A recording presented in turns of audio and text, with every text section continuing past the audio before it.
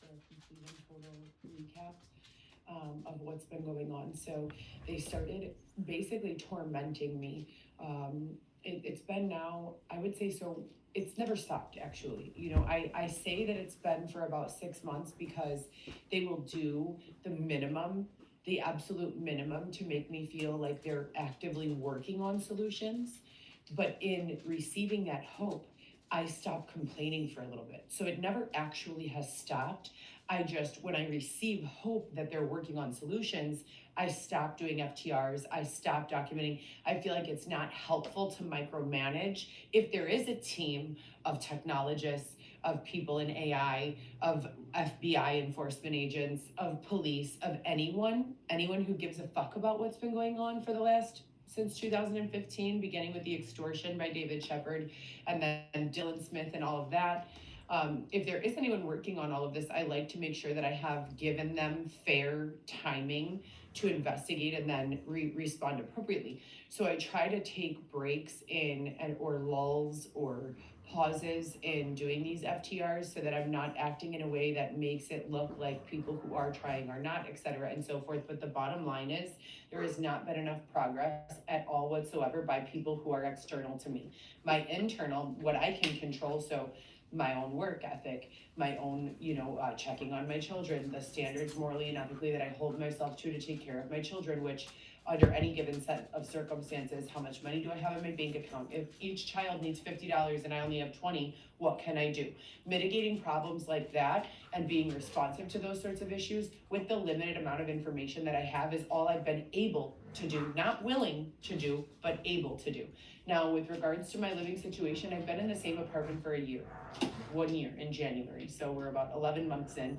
I pay my rent by myself every month, obviously. I'm a 38-year-old woman with more than a bachelor's degree of education, 10 years experience in the medical field, working as the administrator for endocrinology, rheumatology, office manager for ophthalmology, and numerous other positions from clinical medical assisting and phlebotomy all the way to, as I said, administrator and clinical liaison between physicians and their staff. Xavier and I have been here. Xavier is not on my lease legally. He does not live here. He still lives and maintains his address with his father at the Stone Street address. Now, 6 months ago, Xavier's phone was stolen after being water damaged. A phone that we needed to prove a lot of different things were being, going on. Strategically, they always steal the phones. They stole the phone that he had, the recording of Weston's birth. When I went into labor with Weston, I was seizing. I was having a number of other medical issues. He recorded that entire thing. They stole that phone. So all of the lawsuits that we would qualify for, they continue to stalk us, behind us, remove them from my iCloud, lock me out of my iCloud. I'm on my 9th iCloud since 2019. 9th. 9 iClouds since 2019. We're in 2025, and that's not because I want to switch. That's because they make me switch. They lock me out. They change my password. They refuse me access. If I go to Apple, they do nothing. They say there's nothing that they can do. I have 2 new phones that have been given, donated, or left at the Eco ATM that I've been holding on to for about a year. I am 1000% familiar with technology. You have carrier unlocks and you have factory reset unlocks when you don't remember your iTunes cloud password or login. They're not allowing Xavier or I to unlock either of those devices. My phones are registering as memory full. We can't let you into your email. We can't let you into this. We can't let you into that. They're freezing my phone number and allowing a different IMEI to take control of my phone number with a woman who says that she's acting as the lead. The lead in my life would be me. So you're pretending to be Heather. You're hijacking my phone number without my permission in an effort to cause confusion. If I have a bunch of court fucking documents and court cases going on and they have my phone number and someone logs in at the time that my bill is due and says, oh, I'm switching the IMEI to a different device, the phone number goes over to that device. They're doing the same thing with my emails. They're not allowing me to see my emails. They're intercepting my emails. There's a time when I'm grateful for that. There's a period of time in this cyclical engineered pattern of bullshit where really bad people take over for like 6 weeks. And they start emailing me saying, you're not allowed to see your kids anymore, you're disgusting, you're a whore, you're all of these lies, just blatant lies. They talk about DCFS, they make allegations that there are new charges through DCFS. I don't have a criminal record at all, other than some driving tickets. I don't have a criminal record at all, not at all, not even nothing. Okay, I'm 38 years old. So when they start on this tangent saying that they have history of me smuggling kilos of cocaine into the prison system, and that they have arrested me on kidnapping charges before for kidnapping my own child, they're full of shit. None of that is true. We've already disproven all of those allegations in court on record. Now, since we've been in here, let's talk about the last month. I work 7 days a week. The last 3 weeks, my average for hours of work have been approximately 53 to 54 hours a week. I work 7 days a week. I visit my son, the baby, Weston. I try to see my other children, but everyone is terrified, especially my older daughter, who has a baby, who doesn't want any DCFS involvement or other nefarious involvement. I mean, these people are farm animals. They are absolutely farm animals, and that's not me speaking from a place of judgment. That's me speaking from a place of I've been attempting to interact with these people just the way we're interacting right now for a very long time. It is impossible. It is like speaking to someone with 2.5 brain cells. They will ask me for something, I will give it to them. It's like this: Heather, hand me that water bottle. Here you go. Hand me that water bottle. Here you go. Hand me that water bottle. Here you go.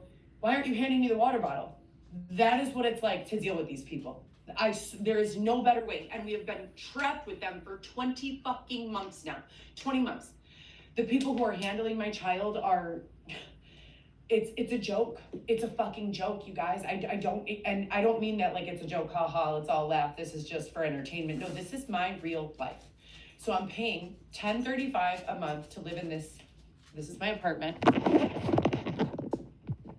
Kitchen, bathroom, closet that I have set ready, you know, for Weston's play place, his clothing, his toys, you know, and I could keep these like this to create a larger space and some separation in the, from the kitchen to the, living space. And this is it. This is the whole thing. So forgive my face with no makeup on. I want to also talk about, I'm fully aware that the reception and the perception are skewed. They don't allow me to make FTRs where I have notes and I discuss things clearly and articulately. They only allow me to go live when I'm not ready, no makeup on, because they use that. They freeze frame, they use that, and they've taken my life to just make points, and none of them are very flattering. On top of that, I can be beautiful, right? I could take a whole fucking 300 photos and 290 of them can look absolutely stunning, but they want those 10 that don't. And with those 10 that don't, they're fucking running a shit show with them. In the last month, someone has broken into my apartment on a number of occasions. I have police reports for deceptive practice, burglary. Someone stole one of the memory foam pillows from my sofa. The comments say that they did that because I didn't pay a $23 installment to Temu. Why would you be in my comments on social media, whether I did or didn't pay out of a $1,000 order to Temu, a $23 installment? Why would you be coming into my home and stealing a pillow over that?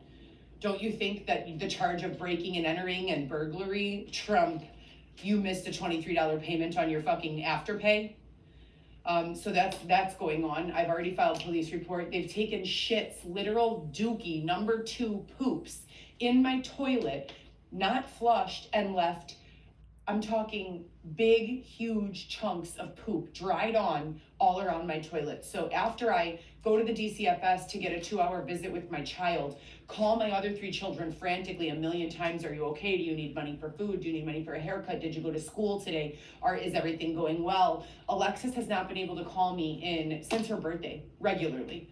She usually calls me daily or every other day. That's my 12-year-old. She has not been able to call me regularly since her birthday in September. We are in November, damn near December.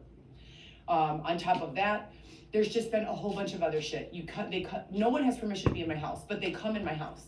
No one has permission to use my stove, but they cook in my house. No one has permission to sleep here, grab my things. No one at all. My landlord knows that Eggsavior sleeps here every single night with me. That we discussed it and made an agreement that as long as he was not technically living here, wasn't receiving mail here, wasn't on my lease, and was not keeping all of his belongings here, 1 bag is the max that she wants him to have here, that it was acceptable. Okay, he's been doing this since I moved in. I've never spent a night alone. Well, there was one night that Xavier did not come home, that he claimed he was kidnapped by 5 people and taken to Ravenswood where he was drug overdosed. I wouldn't normally believe that, but considering what I've been through over the last since 2015, I 1000% believe it. There's not a doubt in my mind that that happened. Now, the main issue that we're dealing with today is that I work 7 days a week, and for the first 4 months of me working 7 days a week, I was making $300 a day. I have 4 children. I'm a 38-year-old woman. $300 a day is not too much for a college educated mother of 4 to be making. It's not. That's a reasonable amount. I have not even been able to barely clear $120 in about 6 weeks. 6 weeks. It has been about 6 weeks that I have only been making $100 to $120 fucking dollars a day. How can I support 4 children, my business, delivering people and food? Cost of operation for that business, in order for me to see profit, I have to make $1,700 a month before I see profit. That's just for gasoline, insurance, and the car payment. $1,700 a month. If you're only allowing me to earn $3,000 a month, and 17 of that goes directly back into my operating costs for my business, and 1035 of that goes for rent in this place, and God forbid I eat food or go to the gym, I'm already in the red. I'm already in the red without even being able to support my children at all. So we're in a situation where everything when I got here is spelled out right here on the board. This is exactly what needs to happen. Minimum daily requirement $159.72. That's per person. That's me and Xavier. They were able to meet that. They were able to deliver on that, as I said, and everything was going well. And then with no warning, the rug was pulled out from under me yet again, and I came home and I was being robbed, and my income has never been the same since that day. So what the fuck is it going to take? What is it going to take? I went on ChatGPT, I asked ChatGPT, hey ChatGPT, I was raped, robbed, beat up, stabbed, thrown into the street, separated from my children, have filed police reports on any and all occurrences of this and other behaviors. Please help me. I don't know what to do to rebuild my life. ChatGPT said you need a rebranding. Start new social medias. I'll help you. Here are the action items. Cool. I try to open up a new social media across platforms. My phone doesn't allow for it. They can't download apps. There's no more storage space. I can't access my email. I have to change my phone number. Someone else is using my phone number. What the fuck do you mean someone else is using my phone number? So I have 8 or 9 phone numbers from after the last 2 years, and guess what happens? As an organized type A personality, I have to then email every state's attorney, every regular attorney, every DCFS caseworker, every person I know, my children, my parents, and say, here's my new number. It happened again. Someone stole my fucking number. Someone hacked my phone. Someone went on my iCloud. Someone came to my house and took a shit in my toilet. Last night, someone stole $10 worth of quarters from inside of my home. I know for a fact, with memory, with photographic memory, that I brought the quarters inside of the house. Xavier keeps saying, well, maybe they're in the car, maybe they're in the car, maybe they're in the car, almost in a way that's leading to make me believe that he knows someone took the quarters and that whoever took them had intention to replace them. But since we're in the apartment now and they can't put them back, they would be able to sneak off to the car with a universal remote, car door opener, and put them into the fucking glove box, or put them into here, or put them into there. I'm letting you know I know. I opened my wallet, I put the roll of quarters in. When I get home every night, I set my things down here on the sofa, just like this, but I set them in my bag. This is the bag, right? Everything is spread out like this because I was gonna do laundry, and I washed my bag in the laundry out like that because I needed to do laundry, and I was going to do laundry last night. As a matter of fact, I came home at 9 when I usually don't come home until 11, 12 o'clock from work, not from going out or having a fucking ball with life, but from working every single day, as I always do. And I usually get home between, I would say, 11 and 12. I told Xavier I'm exhausted, my back hurts, my body hurts, and I have a bunch of shit to do at home. Let's stop driving early, go home at 9:30 so that I could do laundry. And we get here and my laundry money is stolen from my apartment that no one has access to. I'm the only person on my lease. My lease is right here. No one has access to live here. I pay my rent every single month. There is no reason, legally, morally, ethically, at all whatsoever, why anyone should have access to my house. But I come in, my belongings are fucked with, my food is eaten or removed or taken, my quarters are missing, there's shit in my toilet. And no one has, no law enforcement agency, no federal Bureau of Investigations, no CIA agency, no one has approached me face to face and said, let's sit down and work on this, let's figure out what's going on here. And this is ongoing since 2015 when I began getting extorted by Detective David Shepard, telling me if I did not gather dirty evidence for him on cases he was working, that he was going to come to my house with the Department of Child and Family Services and steal my children. His exact words. And there's still been no assistance with that. They took my youngest daughter out of school while I still had full custody of my children. I lived at a house 4505 West Foster, Chicago, Illinois. I had a 4-bedroom house there across the street from the Forest Preserve. All my children had their own bedrooms. It was the first time in my kids' lives that I was in a financial position to be able to give them all their own bedroom. It's been going on since there. It's been going on since before there. And I'm calling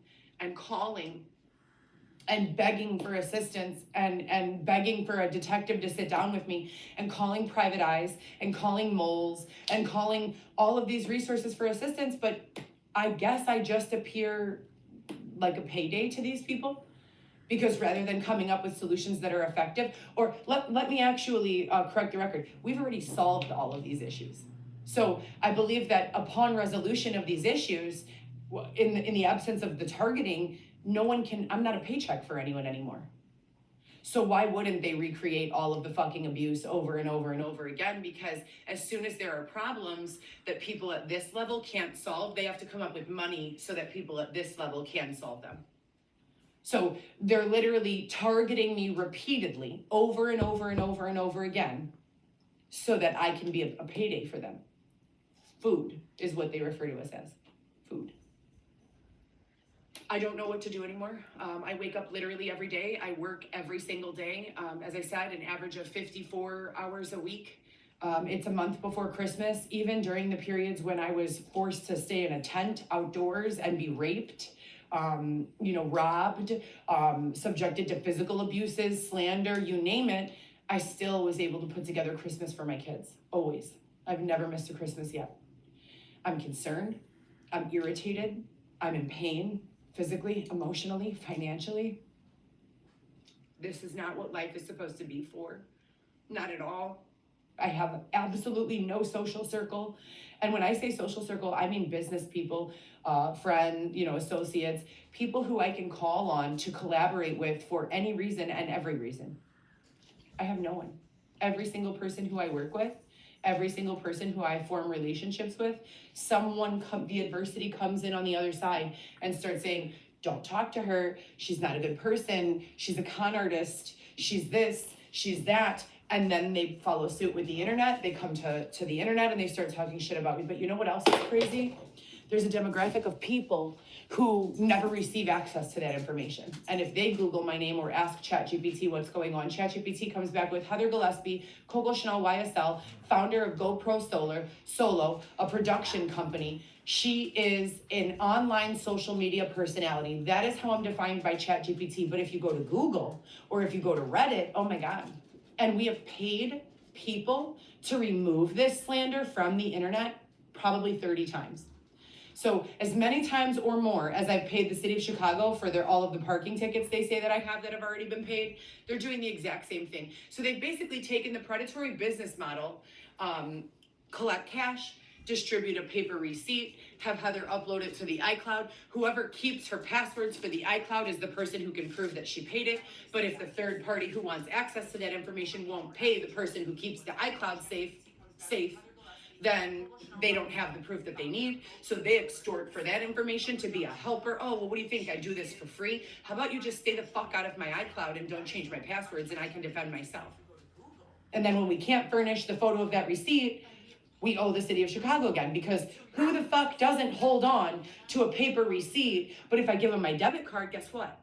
There's fraud going out of it within 12 hours. So I have to pay cash, because if I give them access to my debit card, the woman literally looked at me and said, you have to uncover the number. I have like a little security thing over the number. So they could tap it, they could swipe it, but they cannot look at the number. You have to uncover the number. I said, what do you mean I have to uncover the number? You use tap. There's no reason you need my debit card sequence. Well, then I can't help you. Okay, I'll be right back with cash. Otherwise, the threat is they're gonna boot my car and tow it. So I've been living in this state of being extorted by fucking animals, cows, monkeys, fucking turkeys, ignorant fucking pieces of shit. Do you hear me? Morons. Dumb fucking ignorant morons. While the rest of society says, well, they've got her in a chokehold. They've had her in this chokehold for years. Life is better for us when we don't prevent them from doing what they're doing to her, because they're going to do it to someone else, right? If we stop them from doing it to her, they're just going to go do it to them. So we might as well look the other way as long as possible and let her be our sacrifice. Fuck you all. I'm no one's sacrifice. There's nothing wrong with me. I have evidence and years of documentation that 100% coincides with all of the things that I'm saying. Where in the fuck is my team? I'm sick of this shit. I'm tired of fucking working. I don't slave to work, to slave to work, to slave to work. These people are paying me less than the federal and local minimum wage. I made $700 and something last week, working 55 hours and 51 minutes. That is ridiculous. I cannot live on that. Operating costs, my car payment, insurance, and gas is $1,700 a month. And that's if I only put $15 to $20 of gas a day. There are days, what about oil changes? What about any sort of other maintenance I might need on the car? Something has got to fucking give.